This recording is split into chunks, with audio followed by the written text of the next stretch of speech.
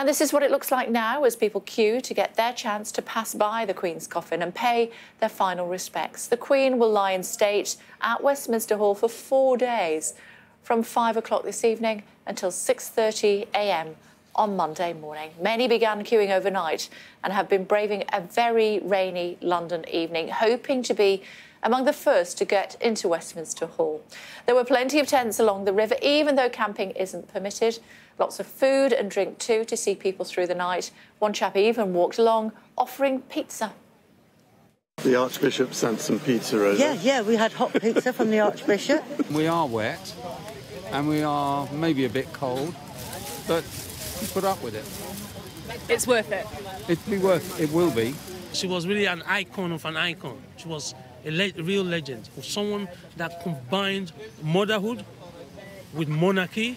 She produced the next king, yet she was ruling. Her Majesty reigned for 70 years. I can give her 24 hours of my time to pay respects and say thank you for an incredible reign. Oh, I was just so adamant to come and pay my respects to such a great lady. And how do you feel about not having a bed for the evening? I'm okay. I got my chair and got waterproofs and something warm. So. What about food? I've got food and drink, yeah. And there's people up and down with pizza and hot tea, and yeah, it's amazing. Katie here this morning with me. Hello, Katie. Just looking around, weren't we? The dawn has broken for the Queen for the very last time here at Buckingham Palace. A very different mood this morning. Yeah, it is. We've been here over the last few days, haven't we? And at times when the Queen's coffin was up in Scotland, it didn't feel that as serious. It felt more like people were very excited to catch a glimpse of the new king.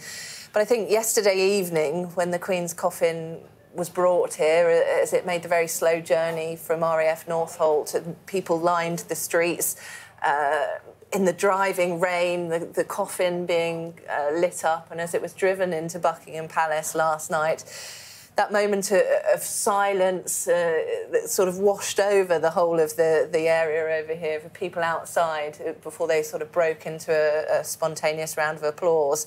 The seriousness of what's happened, I think, has become a bit more real for people here now. I think that's right. I think people couldn't comprehend, couldn't take in what had happened, and seeing her coffin arriving here at RAF Northolt, brought down from Edinburgh by the RAF in very safe hands there, and then it processing along the A40 with a specially designed hearse so that as many people as possible could see through the glass hearse to the coffin, lit up as well, as you quite rightly point out. Suddenly, for so many people, the realisation was, there we are, that the Queen was dead. Yeah, and it's a funny mix of emotions, isn't it? There's been a lot of psychologists commenting over the last few days. Why do we cry when we see this moment? For those people that haven't even met the Queen but have found it a very emotional experience, I think the consensus is this is a woman, because she reigned for 70 years, for so long, that has accompanied all of us through major events in our lives. So I think for a lot of people it makes you think about your own life as well, and how she's been there as this consistent presence throughout our lives. And to that end, the queues that we're seeing on the South Bank that will continue to snake around the capital for the next few days, a group of Samaritans will be wandering up and down that queue to offer comfort, support, solace, as and when it's necessary. As far as that queue is concerned, it's going to stretch for something just short of 5 miles, and it's going to go from Westminster Hall right up to Southwark Park. The front of the queue is at the Palace of Westminster, where there'll be airport-style security. From there, it's going to wind its way back through Victoria Tower Gardens, on the embankment and across Lambeth Bridge, before going back on yourself again.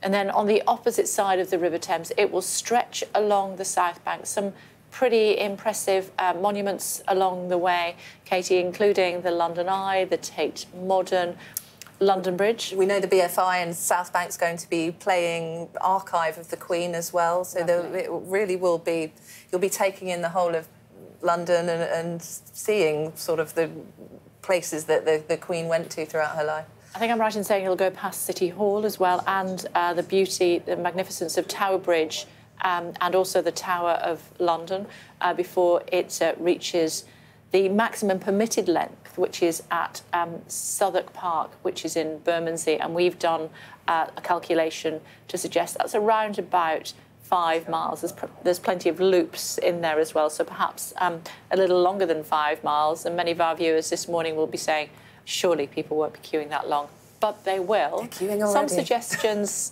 30 hours. 30 hours seems an implausible amount of time, but all plans are in place. These people have been queuing since 6 o'clock last night. And it's impressive. A lot of them are older people as well. We've seen overnight just the... At least it's dry now. At least it's dry. That's what I was going to say. The amount of rain that they've had to put up with overnight. But people are in good spirits. They've just wanted to really be among the front few people to witness this historic moment. I would say by joining this queue now, though, you are making the decision that you're going to not see the procession that will be pretty impressive that we'll see this afternoon as the Queen's coffin leaves Buckingham Palace, and it is by gun carriage moved to Westminster Hall itself. I think that will be... We saw rehearsals yesterday in the very early hours of the morning for the sort of things that you're going to see, and we saw the military uniforms, the bands. It's going to be quite a moment.